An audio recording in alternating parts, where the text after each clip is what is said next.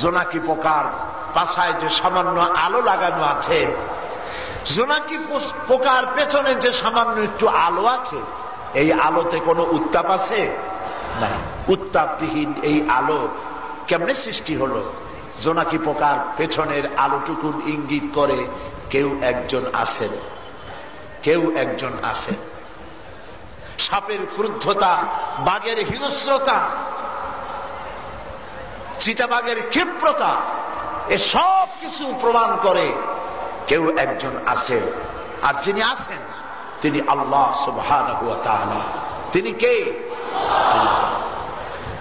প্রকৃতি আপনাকে সিনায় দেয়, কার ইবাদত করবেন? কোরআনে কারীমে রব্বুল আলামিন বলেন, আফাগায়রা দীনিল্লাহি ইয়াবগুন ওয়া লাহু আসলামা মান ফিস সামাওয়াতি ওয়াল আরদি তাওআন ওয়া কারহা। জোরে সোরে পড়েন, লা ইলাহা ইল্লাল্লাহ, লা ইলাহা ইল্লাল্লাহ। মুহাম্মদের সাথে লা ইলাহা ইল্লাল্লাহ, লা ইলাহা ইল্লাল্লাহ, লা ইলাহা ইল্লাল্লাহ, লা ইলাহা ইল্লাল্লাহ।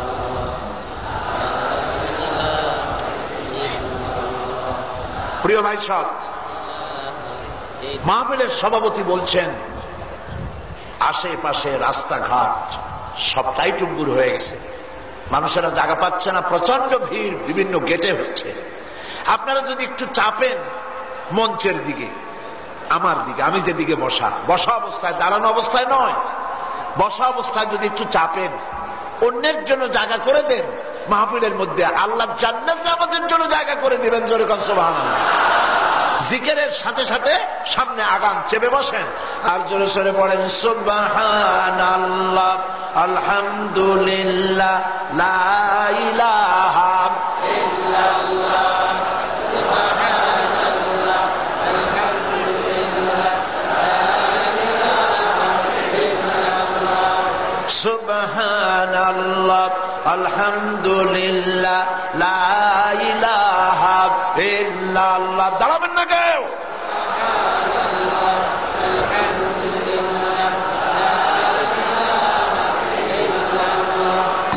সুবহানাল্লাহ, আলহামদুলিল্লাহ, লা ইলাহা ইল্লাল্লাহ, লা ইলাহা ইল্লাল্লাহ, মুহাম্মাদুর রাসূলুল্লাহ।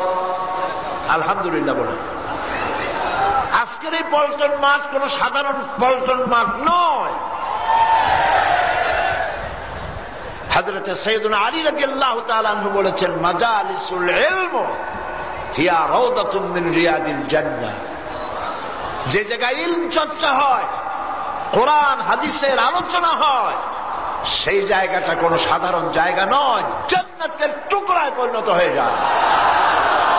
সুবহানাল্লাহ। প্রিয় ভাই সব, আল্লাহকে কেমনে চিনবেন, ইবাদত কার করবেন? প্রকৃতি আপনাকে বুঝায় দিচ্ছে। আল্লাহ রাব্বুল আলামিন বলেন, তোমরা কি চাও আল্লাহ রাব্বুল আলামিনের দেওয়া বিধান ছেড়ে দিয়ে মানুষের তৈরি করা মতবাদ তালাশ করো নাকি? ওয়ালাহু আসলামা মান ফিস সামাওয়াতি ওয়াল আরদ। অথচ আকাশে যা আছে, জমিনে যা আছে, সব আনুগত্যের মস্তক আমার সামনে অবনত করে দিয়েছে। সুবহানাল্লাহ বলবেন না? এই চাঁদ আর সূর্যের ঘূর্ণায়মান আবর্তন কার হুকুমে হয়? দরিয়ার পানিতে জোয়ার আর ভাটা কার হুকুমে হয়? দেখুন তো অবস্থা, কিভাবে আইন মানতেছে।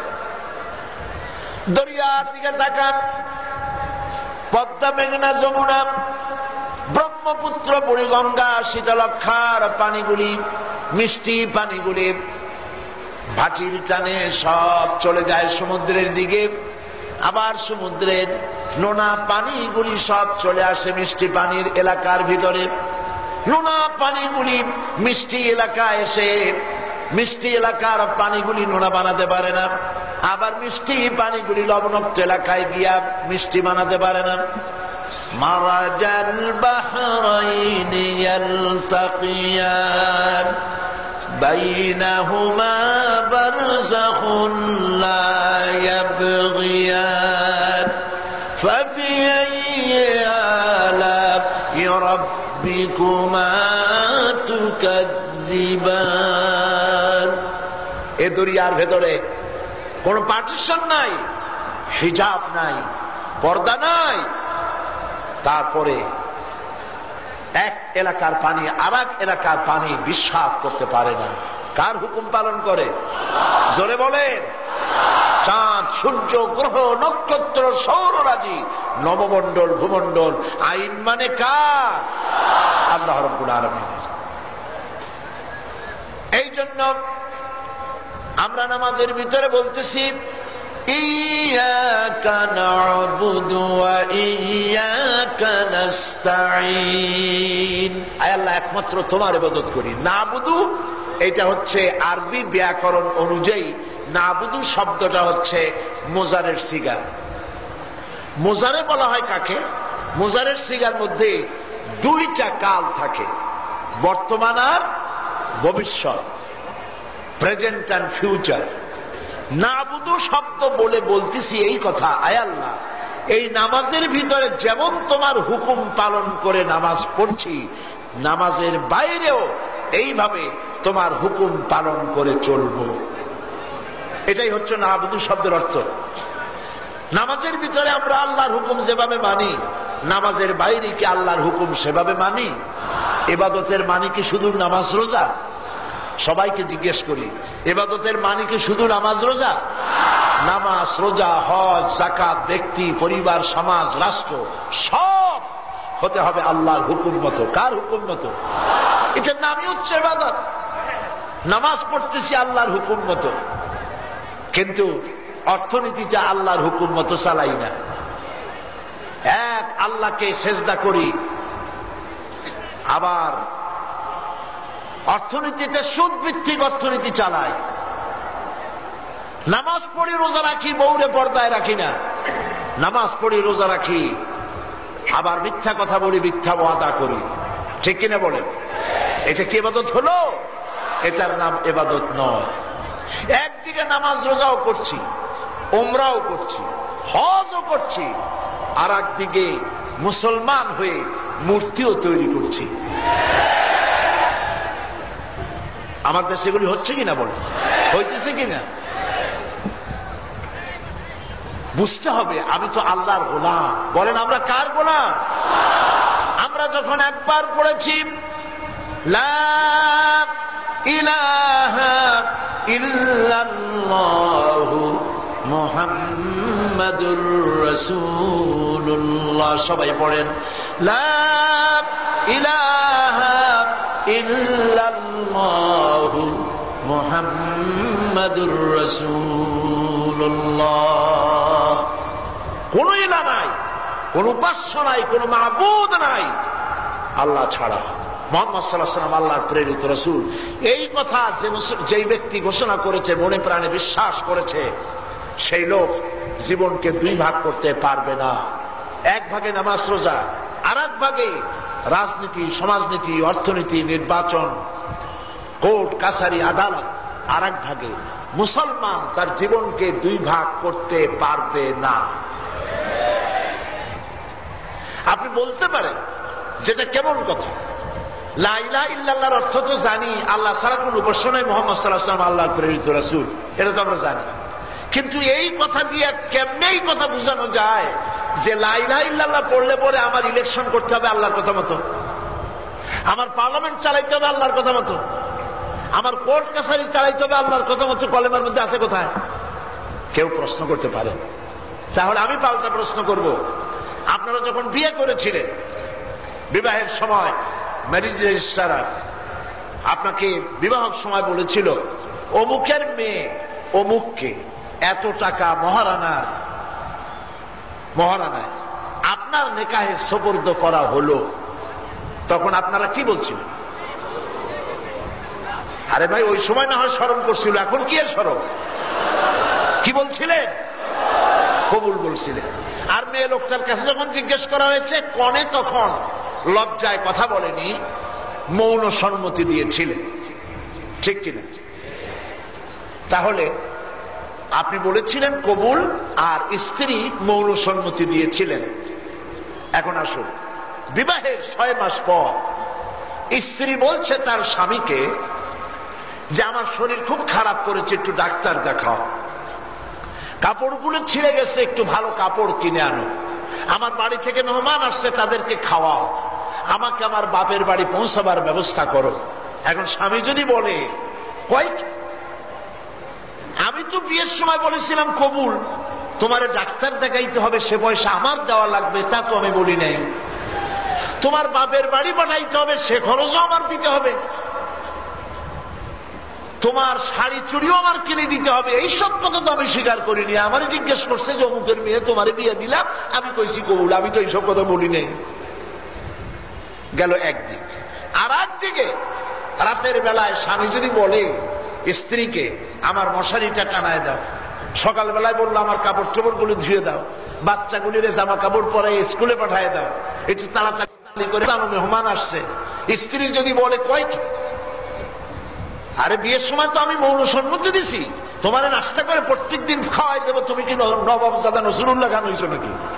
প্রত্যেকদিন তোমার নাস্তা বানায় খাওয়াইতে হবে, তোমার মশারি টানাতে হবে, তোমার জামা কাপড় ধুইতে হবে, পাইছো কি তুমি?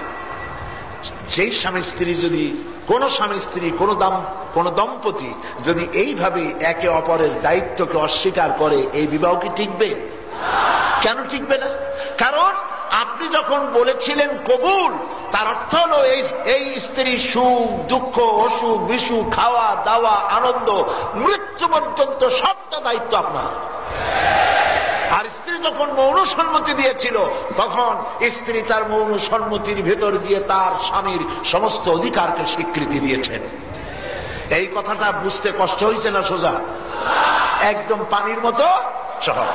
এবার আসেন, আপনি যখন মুখে উচ্চারণ করেছেন আর মনে প্রাণে বিশ্বাস করেছেন, মনে বিশ্বাস করে মুখ দিয়ে উচ্চারণ করেছেন লা ইলাহা ইল্লাল্লাহু মুহাম্মাদুর রাসূলুল্লাহ।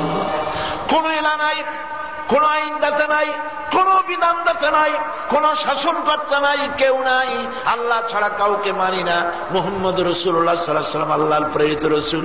এই কালেমা যখন আপনি পড়েছেন, কলেমার দড়ি দিয়া হাত পাও বান্ধা হয়ে গেছে, আল্লাহ রাসূলের হুকুমের বাইরে আপনি যেতে পারেন না। কালেমা ঘোষণা করার পর নিজের ইচ্ছে মাফিক যদি এমন কোন কাজ করেন যা আল্লাহ এবং রাসূলের স্বীকৃতি নাই, ইসলাম এবং ইমানের গণ্ডির বাইরে চলে গেলেন। আপনি মূর্তি বানাতে পারেন না,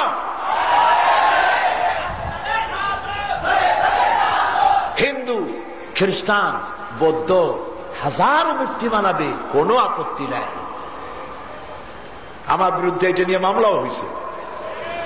এটা তো আমি কোনো নতুন কথা বলি নাই, এটা বহুত পুরানা কথা। ওরা পত্রিকায় লিখছে আমি নাকি তালেবানি কায়দায় মূর্তি ভাঙতে কইছি। মূর্তি ভাঙতে কইলে যদি তালেবান হয়, তাহলে প্রথম তালেবান হবে ইব্রাহিম আলাইহিস সালাম। মুহাম্মদ রাসূলুল্লাহ সাল্লাল্লাহু আলাইহি ওয়াসাল্লাম কি বলবেন? তিনিও তো মূর্তি ভাঙছেন।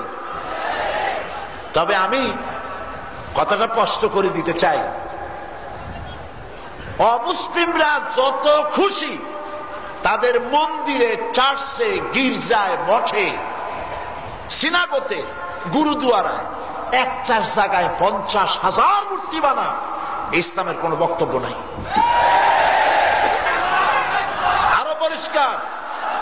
আরো পরিষ্কার কথা, ভাস্কর্য আমি ভাঙতে বলি নাই। এই যে গুলিস্তানের সামনে একটা ভাস্কর্য আছে না, আন্দাজে কনকাঞ্চে দেখছেন আপনারা? গুলিস্তানের সামনে একটা ভাস্কর্য বানানো হয়েছে, পাথর দিয়া কাঠ দিয়া এই রকমের সুন্দর করে মোড়ানো, ফুলের মতো গাছের মতো, যেমনে পারেন আপনি ভাস্কর্য বানান, জন্মের বানান, আমার আপত্তি নাই। সৌদি আরবে এরকম আছে, কুয়েতে আছে, কাতারে আছে, কিন্তু সৌদি আরবে কোনো মানুষের মূর্তি তৈরি করা হয় নাই। কোন আপত্তি নাই, ভাস্কর্য বানান, কিন্তু ভাস্কর্যের নামে মূর্তি বানাতে দেওয়া হবে না। মসজিদ নগরী ঢাকাকে মূর্তির নগরী বানাতে দেওয়া হবে না। আল্লাহর নবী বলেছেন যারা মূর্তি বানায়, মুসলমান, হিন্দু খ্রিস্টান, মুসলমান হয়ে যারা মূর্তি বানাবে, কিয়ামতের দিন ওই মূর্তি নির্মাতা প্রাণীর ছবি যারা আঁকবে বা বানাবে, কিয়ামতের দিন তাকে উপস্থিত করা হবে আর তার বানানো মূর্তিটাও হাজির করা হবে। বলা হবে, আমার সৃষ্টির মতো করে সৃষ্টি বানাইছো, ওর মধ্যে রুহু দাও, আত্মা দাও। নবীজি বলেন আত্মা দিতে পারবে না, রুহু দিতে পারবে না। তখন ওই মূর্তি যে বানিয়েছিল তাকে, আর যে মূর্তি বানাইছিল, দুইটারে ধরে রব্বুল আলামিন জাহান্নামে ফেলার নির্দেশ করবে। তোমরা মূর্তি বানাইলে আমার ক্ষতিটা কি? তোমার এই রাষ্ট্রের রাষ্ট্রপ্রধান বা রাষ্ট্রের লোকেরা মূর্তি আপনারা পাই বানান, ক্ষতিটা কি? ক্ষতি হলো জাহান্নামে যাইতে হবে। কোথায় যাইতে হবে? সেই জন্য বানাতে নিষেধ করা হয়েছে, সেই জন্য বানানো যাবে না। আল্লাহ যা বলেছেন, রাসূল যা বলেছে, তার উল্টা যাইতে পারবেন না। তাহলে আমি কি ভাস্কর্য ভাঙতে বললাম? ভাস্কর্য ভাঙতে বলছি? কোন স্তম্ভ ভাঙতে বলছি? বলি নাই, যত খুশি বানান, কিন্তু রাষ্ট্রের পয়সা দিয়ে মূর্তি বানাইতে দেওয়া হবে না, হবে না। এটাই হলো কথা। কথা বুঝে আসছে? কথা বুঝে আসছে কিনা? আমরা গোলাম কার? চিল্লায় কর। সুতরাং আমার বিরুদ্ধে মামলা হয়েছে, কোর্ট ফতোয়া দিয়া চলবে, এই কথা বলছি। সেই জন্য কোর্ট ফতোয়া দিয়া চলবে, কথাটার অর্থ কি? এ কথার অর্থ এটা নয়। মুন্সি, মৌলবী, মসজিদের মুয়াজ্জিন, গ্রামের মেম্বার, চেয়ারম্যান, ওরা একটা ফতোয়া দিল, সেই ফতোয়া দিয়া একটা মেয়ে লোকের দৌড় মারা হইল, এর নাম ফতোয়া? এর নাম ফতোয়া? আপনারা ফতোয়া শব্দকে বিকৃত করেছেন, আপনাদের পত্রিকাগুলি ফতোয়াকে বেইজ্জত করেছেন। ফতোয়া কোরআনের ভাষা। ফতোয়া কার ভাষা? কোরআনের ভাষা। ফতোয়া কোন মৌলবীর বানানো জিনিস নয়। কোরআন শরীফে আল্লাহ পাক বলছেন, ওয়াস্তাফতুনাকা, হে নবী আপনার কাছে ফতোয়া চাওয়া হয়, কুলিল্লাহু ইফতিকুম, আপনি বলুন আল্লাহ ফতোয়া দিচ্ছেন। সুবহানাল্লাহ বলবেন না? ফতোয়া কে দেয়? চিল্লায় কোন কে দেয়? আল্লাহ ফতোয়া দেন। আল্লাহর ফতোয়া কি? আল্লাহর ফতোয়া যদি না থাকতো, পৃথিবী পশুর রাজত্ব হতো, মানুষের রাজত্ব হইতো না।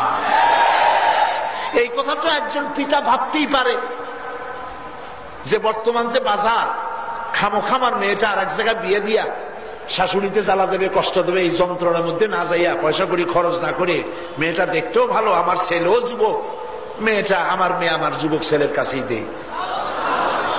নাউজুবিল্লাহ তো বললেন, কে বাধা দিল? কার বাধার কারণে আমার মেয়ে আমার ছেলের কাছে দিয়ে দেয় না? ফতোয়া কার? আল্লাহর এই ফতোয়া না থাকলে পৃথিবীতে হারামজাদা পয়দা হইতো। ঠিক কিনা বলে? মানুষ তাই চিন্তা করতেই পারে, 80 টাকা করে গরুর গোশতের কেজি, আর খাসি হলো 100 কত? কন না, আমি তো কিনতে যাইতেছি না, 120 টাকা। এত দামের গোশত না কিনা রাস্তায় কত কুত্তা, বাগানে কত পাতিশিয়া, কত খাটাস, জম্মের খাওয়া খাওয়া, খায় না কেন? কুত্তা খায় না কেন? আল্লাহর ফতোয়া। কার ফতোয়া? শুয়ার মুসলমানে খায় না কেন? কার ফতোয়া? সুতরাং আল্লাহর ফতোয়া দিয়া আমার বক্তব্য পরিষ্কার, যেই ফতোয়া কোর্টের যেই রায় দিয়ে আল্লাহর আইনের বিরোধিতা করা হবে, মৃত্যু ফাঁসির মঞ্চ যদি চড়তে হয়, ওই রায় মানি না, মানব না।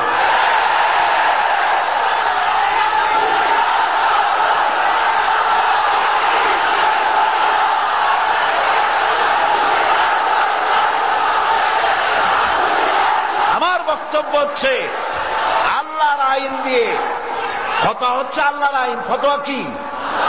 তো আল্লাহর আইন দিয়ে কোর্ট চলবে, এই কথা বললে কি কোর্টের অবমাননা হয়? অবমাননা হয় ওই সব মুসলমান নামের কুলাঙ্গার যারা বুদ্ধিজীবী আর সাংবাদিকতার নাম করে ইসলামের বদনাম করে। কোরআন পড়ো, হাদিস পড়ো, কলিজা খুলে যাবে। সুবহানাল্লাহ।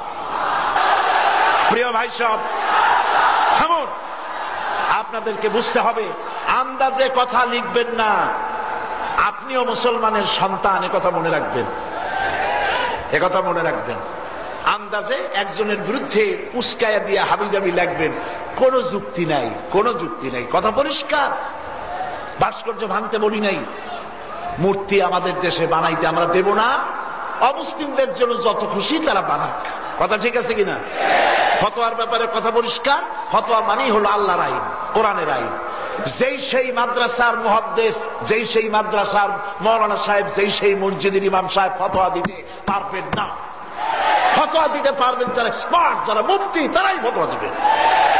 এটাই হচ্ছে আইন, আল্লাহর আইন। কোরআনে অসংখ্য ফতোয়া ভরা, অসংখ্য ফতোয়ার শব্দ আল্লাহ কোরআনে ব্যবহার করেছেন। সুবহানাল্লাহ বলেন, আলহামদুলিল্লাহ বলেন। তাহলে এবার বুঝে আসছে যে আল্লাহর গোলামি, ইয়াকা নাবুদু শব্দের অর্থ হচ্ছে এই, নামাজ পড়ি যেভাবে, নামাজের বাইরের জীবনও চালাবো। নামাজের ভিতরে যে সাম্যের নমুনা আমরা দেখাই, নামাজের ভিতরে মন্ত্রী দাঁড়ালো, মন্ত্রীর ড্রাইভার দাঁড়িয়েছে, প্রেসিডেন্ট সাহেব দাঁড়িয়েছেন, তার দারোয়ান, তার বডিগার্ড তার পাশে দাঁড়িয়েছে। এখন ওই বডিগার্ডের পাও গিয়ে প্রেসিডেন্ট সাহেবের গায়ে লেগেছে। প্রেসিডেন্ট সাহেব বলতে পারবেন নাকি, বেটা দারোয়ান, বডিগার্ড, সেজদার সময় তোর পা আমার গায়ে লাগলো কেন, তোরে দোজখে পাঠাই দেব? পারবে বলতে? পারবে না। কারণ আপনি প্রেসিডেন্ট বঙ্গভবনে, আপনি প্রেসিডেন্ট, সারা দেশের সম্মানের পাত্র। কিন্তু মসজিদে যখন আসছেন, তখন আপনি প্রেসিডেন্ট সাহেবও যা, আপনার বডিগার্ডও তাই। এক হি সব মে খড়ে হো গয়ে মাহমুদ ও আয়াজ, এক হি সব মে खड़े हो गए महमूद अयाज, न कोई बंदा रहा न कोई बंदा नवाज। একই কাতারে সম্রাট মাহমুদ দাঁড়াইছেন, আর তার পাশে তার চাকর আয়াজও দাঁড়িয়েছে। এখন আর সম্রাট মাহমুদও নাই, আয়াজও নাই। এখন কেউ সম্রাট আর গোলাম নাই, সব এখন সম্রাটের সম্রাট আল্লাহর গোলামে পরিণত হয়ে গেছে। ইয়াকা নাবুদু, আয় আল্লাহ একমাত্র তোমার গোলামি করি। সুবহানাল্লাহ, তুমি ছাড়া কারো গোলামি করি না। মুসলমানেরা যদি এইটা মানতো, সারা দুনিয়া আবার তাদের পায়ের উপরে চুমা খাইতো। কপালটা পুরলো কেন তা কি বলবো? সৈয়দ কুতুব শহীদ রহমতুল্লাহ আলাইহি, তার একখানা কিতাব আছে, কিতাবের নাম মাআলিমু ফিত তারিক, ইংরেজি নাম মাইলস্টোন, বাংলা নাম ইসলামী সমাজ বিপ্লবের ধারা। নামটা মনে রাখেন, খুঁজে নিয়ে পারলে কিনবেন। এই বইটা লেখার কারণে তার ফাঁসি হয়েছিল মিশরের জামাল নাসের, পৃথিবীর এক বড় রকমের শয়তান, তাকে ফাঁসির কাস্টে ঝুলিয়ে দিয়েছিল। এই বই লিখতে গিয়ে তিনি প্রশ্ন তুলেছেন, নিজে প্রশ্ন করছেন বইয়ের শুরুতে, নবী করিম সাল্লাল্লাহু আলাইহি সাল্লামের যুগে যে ধরনের মুসলমান তৈরি হয়েছিল, আবু বকর, ওমর, ওসমান, আলী, আবু উবাইদা ইবনুল জাররাহ, জুবায়ের, জাবের, আমর ইবনুল আস, আবু মুসা আশআরী, আবু সাঈদ খুদরি রিদওয়ানুল্লাহি তাআলা আলাইহিম আজমাইন, এই যে লোকগুলি তৈরি হলো, রাসূলুল্লাহ কি দিয়ে বানাইছিলেন কত দেখি? কোরআন আর হাদিস দিয়ে। কি দিয়ে বানাইছিলেন? তিনি বলছেন ওই কোরআন ওই হাদিস এখনো আছে, কিন্তু ওই রকম মুসলমান হয় না কেন? প্রশ্নটা একটা বাস্তবধর্মী প্রশ্ন কিনা বলে। এই প্রশ্নের জবাব তিনি দিচ্ছেন এভাবে, কেন হয় না? কারণ ছিল সেই যুগের মুসলমানেরা, সে যুগের মুসলমানেরা একই কুয়ার পানিতে গোসল করতেন, অবগাহন করতেন, একই কুয়ার পানি পান করতেন, একই কুয়ার পানি দিয়া উযু করতেন। তাই তাদের স্বাস্থ্য ছিল ভালো, ভিন্ন রকম হয় নাই। তার মানে হলো ইসলামকে জানার জন্য, দ্বীনকে জানার জন্য, ঈমানকে জানার জন্য তাদের কাছে উৎস ছিল দুইটা, কোরআন আর হাদিস। কোরআন হাদিসের বাইরে যায় নাই বলে এমন লোক তারা তৈরি হয়েছিলেন।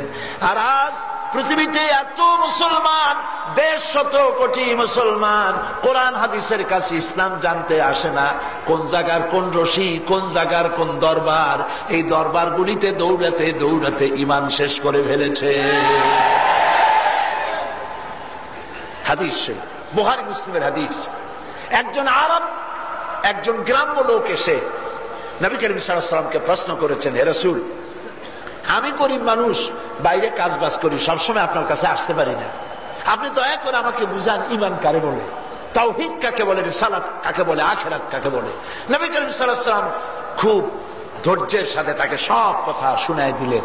লোকটি যাওয়ার সময় বললেন, ইয়া রাসূলুল্লাহ, ঈমান, তাওহীদ, রিসালাত, আখিরাত সম্পর্কে আপনি যে কথাগুলি আমারে বললেন, এর থেকে এক চুল আমি কমাবো না, এর থেকে এক চুল আমি বাড়াবো না। এই বলে যখন তিনি সালাম দিয়ে বিদায় হতে যাচ্ছিলেন, আল্লাহর নবী বলেন, ও আমার সাহাবীরা, দুনিয়ায় বেঁচে থাকা অবস্থায় জিন্দা চোখ দিয়া যদি জান্নাতের মানুষ দেখতে চাও, তাহলে এই লোকটার দিকে তাকায় দেখো, বেশক সে আল্লাহর জান্নাতি, সে বেহেশতি লোক, তাকাও। রাসূলুল্লাহ তার বেহেশতের সার্টিফিকেট কেন দিলেন? এই জন্য দিয়েছেন, তিনি বলেছেন কোরআন আর হাদিস দিয়ে আপনি যা বললেন, এর থেকে আমি এক চুল বাড়াবো না, এক চুল কমাবো না। এই জন্য রাসূলুল্লাহ তাকে বেহেশতের সার্টিফিকেট দিলেন। তাহলে আমাদের ইসলাম জানার উৎস দুইটা। ইসলাম জানার উৎস কয়টা? মূল উৎস কয়টা জোরে বলেন? কোরআন আর হাদিস। আমরা কি এই দুইটি উৎসের কাছে কাছে থাকি সব সময়? না, আমরা খুঁজে বেড়াই কোথায় আছে কোন দরবার, দরবারে দৌড়াই, সমানে এই দরবার সেই দরবার।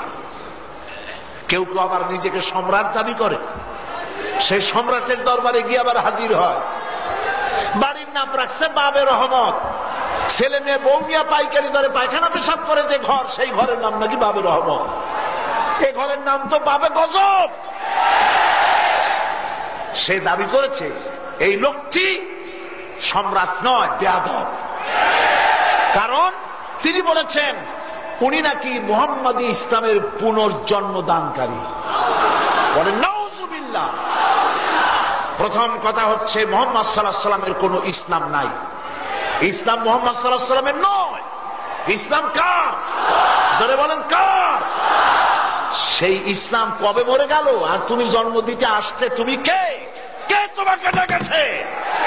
কোন মাদ্রাসায় পড়াশোনা করেছো? সেই জন্য প্রত্যেককে বুঝতে হবে।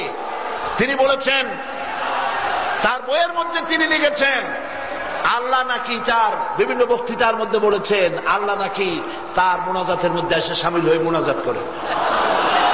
আল্লাহ মুনাজাত করে কার কাছে? বলেন নাউজুবিল্লাহ, নাউজুবিল্লাহ। আমি প্রিয় ভাইদের বলবো, ইয়াকা নাবুদুর অর্থ যদি বুঝতাম, একদিন কাবা শরীফে রমজান মোবারকে প্রায় প্রতি বছর আল্লাহ দয়া করে তার গোলামকে হাজিরা দেওয়ার তৌফিক দেন।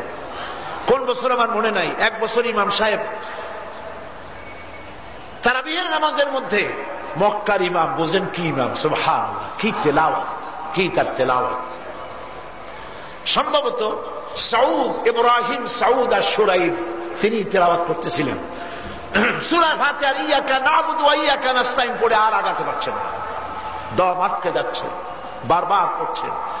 নিজে কান্দা পাগল হয়ে গেলেন, গোটা হারাম জুড়ে কান্নার রোল পড়ে গেল।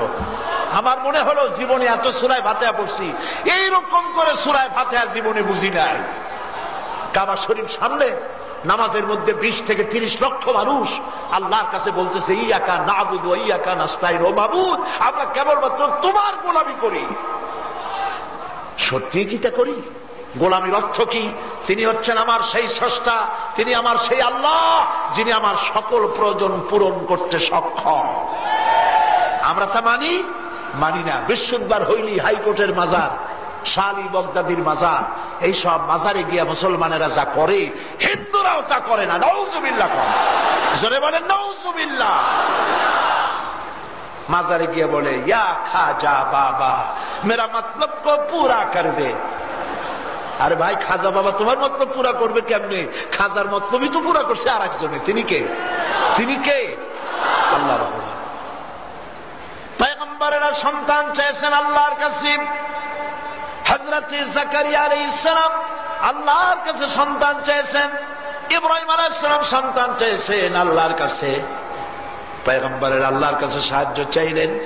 আর মুসলমান হয়ে এই সব মাজারে গিয়ে মানুষ সাহায্য চায়, কবরে মালা দেয়, ফুল দেয়, চাদর দেয়।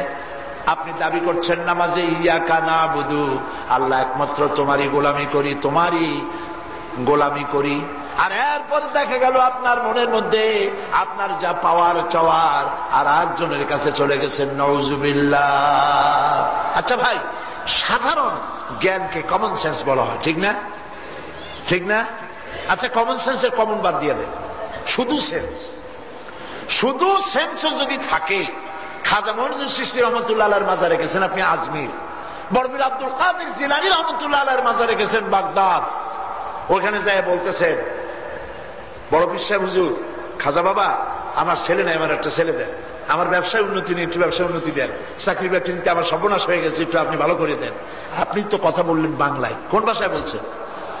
হযরত বড় পীর আব্দুল কাদের জিলানী রহমাতুল্লাহ বাংলা জানেন? খাজা মঈনুদ্দিন চিশতি রহমাতুল্লাহ বাংলা জানেন? শাহজালাল রহমাতুল্লাহ বাংলা জানেন? তা আপনি বাংলায় দোয়া করলেন, উনি তো শুনলেনও না। আর উনি যে ওখানে শুয়া শুয়া অথবা জাগ্রত অবস্থায় শুনতেছেন, তার কি কোনো প্রমাণ আছে? কেন যান? তবে হ্যাঁ, সিলেট গেছেন, শাহজালাল রহমাতুল্লাহ মাজারের পাশ দিয়ে যাচ্ছেন, নামেন, সূরা ফাতিহা পড়ুন, সূরা ইখলাস পড়ুন, দরুদ শরীফ পড়ে তার জন্য দোয়া করুন। ওখানে কিচ্ছু চাবেন না। আজমিরে গেছেন কোনো কাজ উপলক্ষে, এরাক গেছেন কোনো কাজ উপলক্ষে, তখন আপনি বড় পীর সাহেবের মাজারে গিয়ে দোয়া দরুদ পড়ে তার জন্য দোয়া করেন। আপনার নিজের কিছু চাইতে পারবেন না। বিশ্বাস করুন, লক্ষ লক্ষ মুসলমান আল্লাহরে সাক্ষী রেখে বলছি, মরা পীর, জেঠা পীর, কোন পীর মানুষকে কিছু দিতে পারে না, পারে না, পারে না।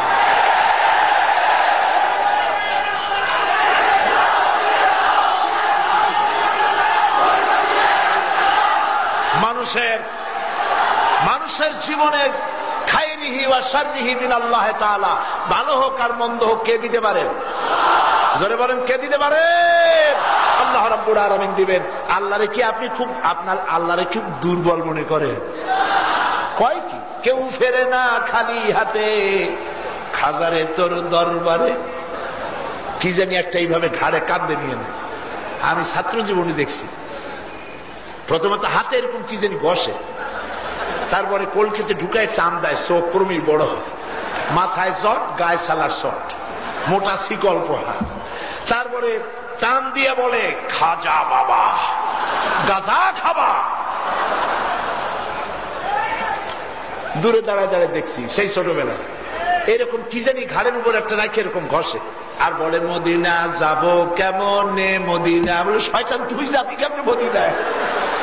এত গাঁজা খাইয়া তুই যাবি মদিনায়? আশ্চর্য কথা।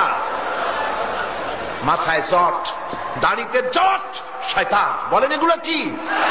শয়তান। গলায় শিকল পড়েছে, সালাসিলা ওয়াগলাল ওয়া সাইরা, জাহান্নামে যাওয়ার আগেই জাহান্নামের শিকল পড়েছে এরা। মাজারে টাকা দেবেন কেন? কি জন্য দেবেন বলেন? টাকা দরকার কার? গরিব মরা মানুষের না জীবিত মানুষের? তাহলে হাইকোর্টের মাজারে টাকা দেন কেন? উনি কি বেঁচে আছেন? কম্বল কিনবেন, কমলা খাবেন, ওনার ছেলে মেয়ে বউ কেউ বাঁচি আছে, দেন কেন? বিবেকের কাছে প্রশ্ন করুন। আপনাদের টাকা, বাংলাদেশে বহুত মাজার আছে যেই মাজারে কোনো মুদ্দারি নেই, খালি মাজার। হযরত প্রতীক শাহ রহমতুল্লাহ আলাইহির মাজার। আপনাদের টাকা দিয়া মাজারের মুতাল্লি সেক্রেটারি যারা আছে, বিরাট বিরাট ট্রান্সপোর্ট কোম্পানির মালিক, এক্সপোর্ট ইম্পোর্ট বিজনেসের মালিক, গার্মেন্টসের মালিক, আপনাদের টাকা দিয়া। মরা মানুষের টাকা দিলেন। আরে একজন মানুষ আল্লাহর ওলি শুয়ে আছে, আল্লাহর ওলিদেরকে আমরা সম্মান করি, শ্রদ্ধা করি, দোয়া করি। উনি শুয়ে আছেন, আল্লাহ কি যথেষ্ট নন? পৌষ মাঘ মাসে দরকার হইলে একটা খাতা আল্লাহ পাঠাই দিতে পারবে না কবরে? আল্লাহরে এত অবিশ্বাস করেন কেন? আল্লাহ দিতে পারবে না? আর ওনার খাতাপত্রের দরকার হবে কি? আল্লাহ এয়ার কন্ডিশনে রাখতে পারবেন না? পারবেন না? এগুলো আপনারা করতে চান কেন? কবরের উপরে চাদর দিলেন যারা, কবরের উপরে গম্বুজ বানালেন যারা, পৌষ মাস, মাঘ মাসের এই শীতের রাতে একটুখানি কমলাপুর স্টেশনে অথবা সদরঘাটে চলে যান, অথবা জাতীয় ঈদগাহর কাছে চলে যান। আল্লাহ কত জীবিত বান্দা এই প্রচন্ড শীতের ভিতরে একটা সালার চট গায়ে দেয়া শুয়ে আছে। টাকা দিতে হলে তো ওই গরিব বান্দার একটা কম্বল কিনে দেওয়া উচিত ছিল, ঠিক কিনা বলে? তাহলে আপনি ইমানের পরিপন্থী, যারা এই কাজ করেছেন ইমানের পরিপন্থী কাজ করেছেন। মাজারে আগরবাতি, মোমবাতি, চাদর এগুলি দিবেন না, এগুলি ইবাদতের, আপনি যে ইবাদত করতে চান সে ইবাদতের পরিপন্থী, এটা খেলাফ। আচ্ছা, একটা কথার জবাব দেন, পৃথিবীতে কাদের সম্মান বেশি, নবীদের না সাহাবীদের? আর এরপরে মর্যাদা কাদের বেশি, সাহাবীদের না পীর বুজুর্গদের? সাহাবী। তাম পৃথিবীর সমস্ত আলেম, সমস্ত পীর, সমস্ত বুজুর্গ, সমস্ত মুমিন মুমিনাত যদি সব এক জায়গায় হয়ে যায়, একজন সাহাবীর পা অথবা হাতের সমান হবে না।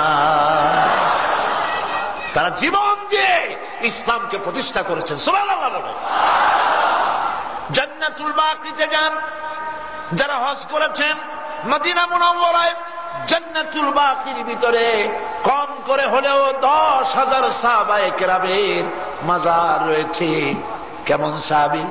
হযরত ইবনে মাসউদ রাদিয়াল্লাহু তাআলা আনহু, হযরত ওসমান রাদিয়াল্লাহু তাআলা আনহু, হযরত আবু সাঈদ খুদরি রাদিয়াল্লাহু তাআলা আনহু, আর হযরতে মা আয়েশা রাদিয়াল্লাহু তাআলা আনহার মতো আমাদের মাও শুয়ে আছেন সেই মাজারে, সেই জান্নাতুল বাকিতে। হাজার হাজার সাহাবায়ে কেরাম শুয়ে আছে। চাদর নাই, আগরবাতি নাই, মোমবাতি নাই, গম্বুজ নাই, টাকা পয়সা দেওয়ার সিস্টেম নেই। সুবহানাল্লাহ। তাহলে আমরা এগুলি কেন করি? আমি আপনাদের কাছ থেকে ওয়াদা নিতে চাই, জীবনে আর কোনদিন কোন মাজারে টাকা পয়সা, চাদর, আগরবাতি, মোমবাতি দিবেন না, মানত করবেন না। মানুষের নামে মানত করা জায়েজ নাই, হারাম হারাম হারাম। কোন পীরের নামে মানত করা জায়েজ নাই, মরা পীর, জেঠা পীর, কোন পীরের নামে মানত করা জায়েজ নাই, হারাম। মানত হবে কার নামে? আল্লাহর নামে। তাহলে আপনারা কি ওয়াদা করতে পারবেন জীবনে একটা আগরবাতি, মোমবাতি, চাদর, টাকা পয়সা কোন মাজারে দিবেন না? দুই হাত উঁচু করে রাখেন। আলহামদুলিল্লাহ বলেন, আলহামদুলিল্লাহ। হাত নামান, হাত নামান, জোরে সোরে জিকির করেন, লা ইলাহা ইল্লাল্লাহ, লা ইলাহা ইল্লাল্লাহ,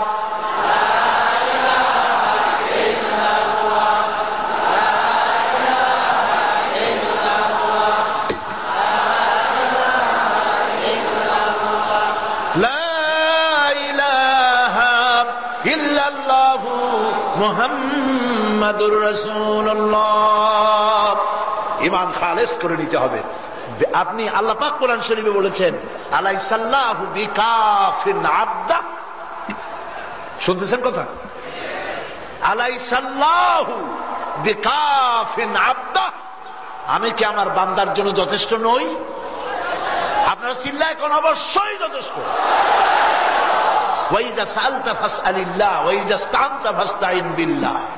তাহলে ইবাদত করতে হবে কার? সেই ইবাদত শুধু নামাজে, রোজায়, হজ, যাকাতে? জীবনের সব ক্ষেত্রে ইবাদত হবে আল্লাহ রাব্বুল আলামিনের। আর আল্লাহ রাব্বুল আলামিনের ইবাদতের জন্য কেমন ইবাদত করতে হবে তার নমুনা দেখিয়েছেন আমাদের জাতির পিতা। কে আমাদের জাতির পিতা? ভুল করবেন না তো? জড়াইয়া পেঁচাইয়া ভালাবেন না তো? জাতির পিতা কে?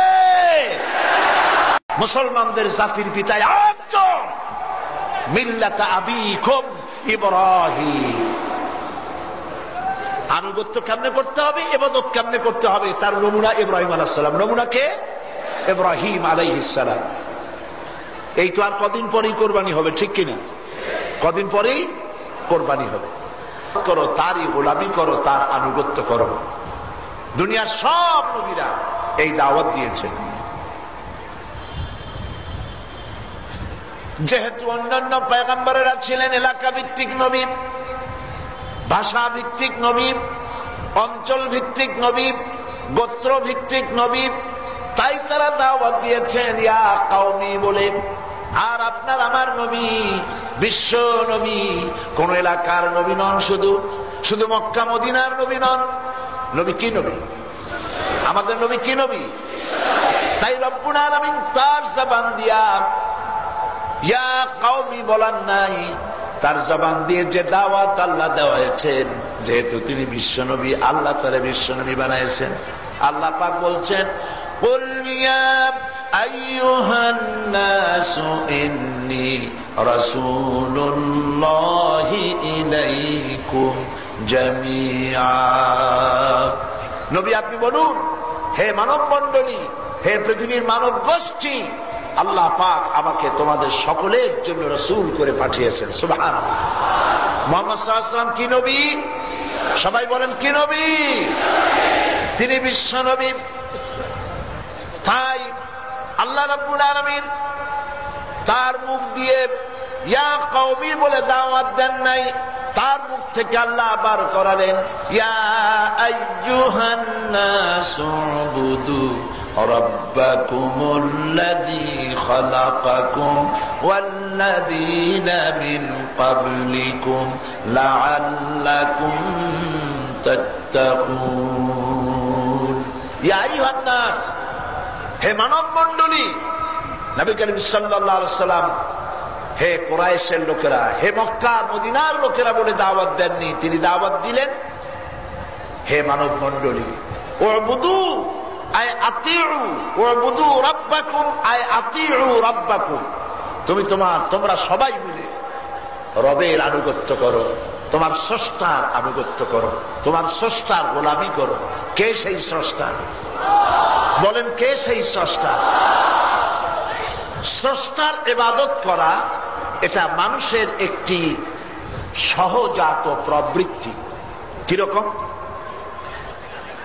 ক্ষুধা লাগলে মানুষ যেমন খাবারের আশ্রয় নিতে চায়, তৃষ্ণা লাগলে পানি পান করে তৃষ্ণা মিটাতে চায়, শীত লাগলে বস্ত্রের সাহায্যে শীত নিবারণ করতে চায়, ভাবের আদান প্রদান করতে গেলে ভাষার আশ্রয় গ্রহণ করতে চায়। এগুলি যেমন সহজাত প্রবৃত্তি, অনুরূপ ভাবে পৃথিবীর মানুষের মধ্যে ফিতরাত প্রবৃত্তি এরকম সৃষ্টি করে দেওয়া হয়েছে যে সে তার স্রষ্টা কাউকে উচ্চ শক্তি মনে করে তার সামনে আনুগত্য স্বীকার করবে, এটাই তার সহজাত প্রবৃত্তি। যারা এই পৃথিবীতে যারা বলেছে দেয়ার ইজ নো গড, স্রষ্টা বলতে কেউ নাই, যারা বলেছে তারাও লেনিনের সামনে, লেনিনের মূর্তির সামনে গিয়ে যখন দাঁড়ায়, মাথার হেডটা খুলে মাথা নিচু করে দাঁড়ায়, এটাই হচ্ছে কারো প্রতি আনুগত্য করার বহিঃপ্রকাশ। মানুষ যেটার মধ্যে শক্তি দেখে ওইটার কাছে গিয়ে আনুগত্য করতে চায়। কোন কোন জাতি সেক্সুয়াল অর্গান এগুলির সামনে মাথা নত করে, এটারে পূজা করে। কেউ হাত দিয়ে বানায়া পূজা করে। সাপের ক্রুদ্ধতা, সিংহের ক্ষিপ্রতা, হিংস্রতার প্রতি আনুগত্য স্বীকার করে। বড় পাহাড়, বড় গাছ, একটা কিছু বিরাট দেখলো মাথা নত করে দিল। এটা হলো সহজাত প্রবৃত্তি মানুষের।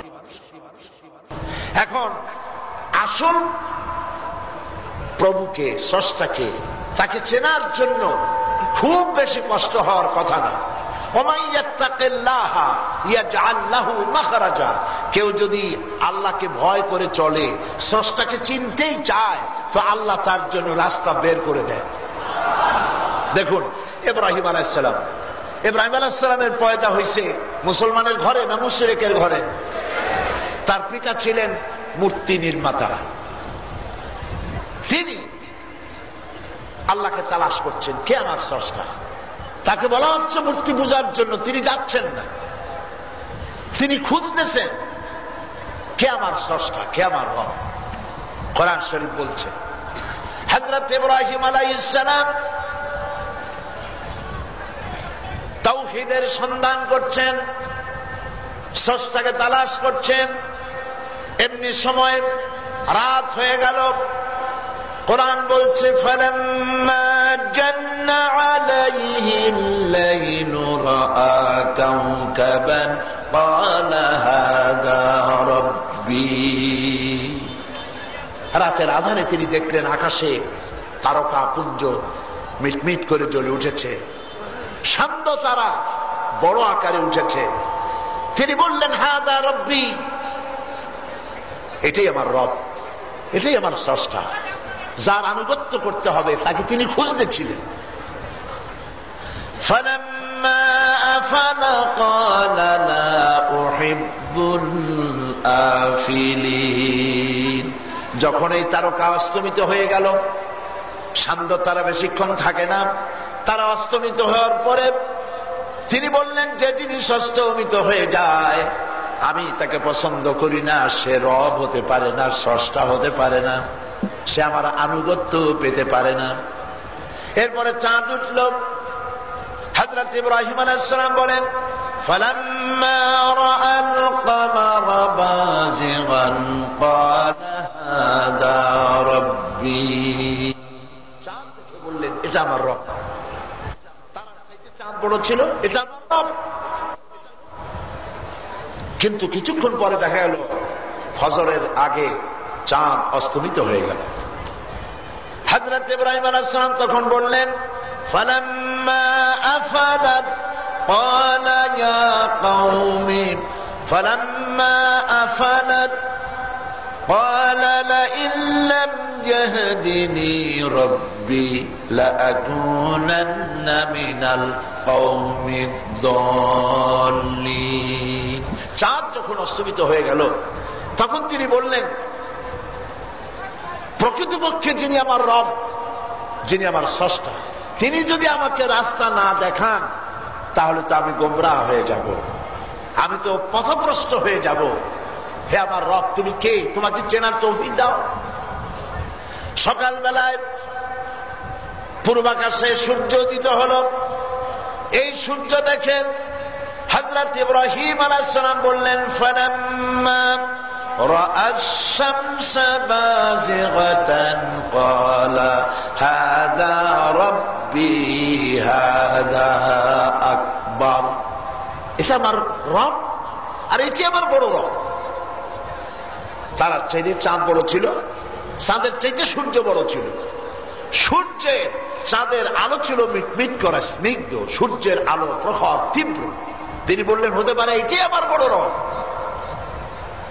কিন্তু হযরত ইব্রাহিম আলাইহিস সালামের ভুলও ভেঙে গেল যখন তিনি দেখতে পেলেন সন্ধ্যাবেলায় এই সূর্য অস্তমিত হয়ে গেল। ফালাম্মা আফালাত ক্বালা ইয়া কওমি ইন্নী বারীউম মিম্মা তুশরিকুন। সূর্য যখন অস্তমিত হয়ে গেল তিনি বললেন ও আমার জাতি, তোমরা যেই সব জিনিস দিয়ে মহান আল্লাহর সঙ্গে রবের সাথে শরীক স্থাপন করো আমি তার থেকে মুক্ত। আমি তো আসল আল্লাহরে চিনে ফেলেছি। আমি আমার রব, আমার ইলাহ, কার আনুগত্য করব, কার ইবাদত করব তারে চিনে ফেলেছি। তিনি ঘোষণা করলেন। আল্লাহ রাব্বুল আলামিন ইব্রাহিম আলাইহিস সালামের এই কথাকে কোরআনে কারীমের ভিতরে কোট করে দিলেন। তিনি কি বললেন? তিনি বললেন ইন্নী ওয়াজ্জাহতু ওয়াজহিয়া লিল্লাযী ফাতারাস সামাওয়াতি ওয়াল আরদা হানিফা। সবাই পড়েন আমার সাথে, জানেন না এটা আপনারা? পড়েন ইন্নী وجهت وجهي للذي فطر السماوات والأرض حنيفا وما أنا من المشركين। নিশ্চয় আমার এই চেহারা সকল দিক থেকে ঘুরাইয়া আমার এই চেহারা ফিরাইয়া দিলাম। আমার এই চেহারা ঘুরিয়ে একমাত্র সেই দিকে চেহারা ফিরালাম, সেই সত্তার দিকে যিনি আকাশ সৃষ্টি করেছেন, যিনি জমিন সৃষ্টি করেছেন, যিনি সব কিছু সৃষ্টি করেছেন, সেই মহান আল্লাহ, তার দিকে আমি আমার মুখ করলাম। আমার মন, আমার চিন্তা, আমার চেতনা সব সেদিকে ফিরাই দিলাম। ওয়ামা আনা মিনাল মুশরিকিন, আর আমি মুশরিকদের অন্তর্ভুক্ত নই। সুবহানাল্লাহ। আল্লাহকে যদি কেউ চিনতে চায় ইবাদত কার করতে হবে? আল্লাহ পাকের করতে হবে, আল্লাহ পাকেরই গোলামি করতে হবে। এই গোলামি চিনবার জন্য প্রকৃতি আপনাকে সাহায্য করে।